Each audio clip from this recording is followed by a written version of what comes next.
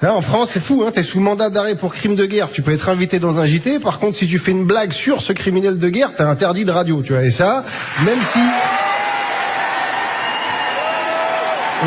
la justice a classé les plaintes, tu vois. Alors, même si les plaintes sont classées, pourquoi Sybille Veil, la présidente de Radio France, radio d'État, décide de mépriser une décision de justice? Bah après, j'ai vu que pendant 3 ans, elle avait été conseillère de Nicolas Sarkozy, donc Non, on est là pour... Elle a appris la magie avec Dumbledore, j'ai envie de dire. Tu vois. Et dans l'intervalle, il faut qu'elle garde son poste, Sybille, alors faut bien se faire voir de l'étage du dessus, en l'occurrence Rachida Dati, ancienne ministre de Sarkozy, encore, putain, ça s'arrête jamais. Lui, même quand tu crois qu'il est parti, il en reste toujours un peu, c'est la punaise de lit de la politique, faut partir.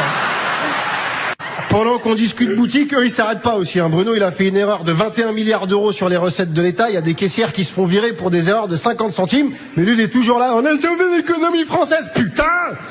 Et Attal, là, le préado qui veut réguler la France alors qu'il régule même pas son propre sébum, qui nous envoie une 54e réforme inutile de l'assurance chômage. C'est bien sûr, tu vas refuser un emploi un jour, ils vont kidnapper ta mère. Macron, là, qui a pas cligné les yeux depuis 2017, complètement perdu, qu'il appelle Netanyahou pour enlever ses chars à Gaza, comme si lui, les blindés qu'il a envoyés en Nouvelle-Calédonie, c'était des voiturettes de golf.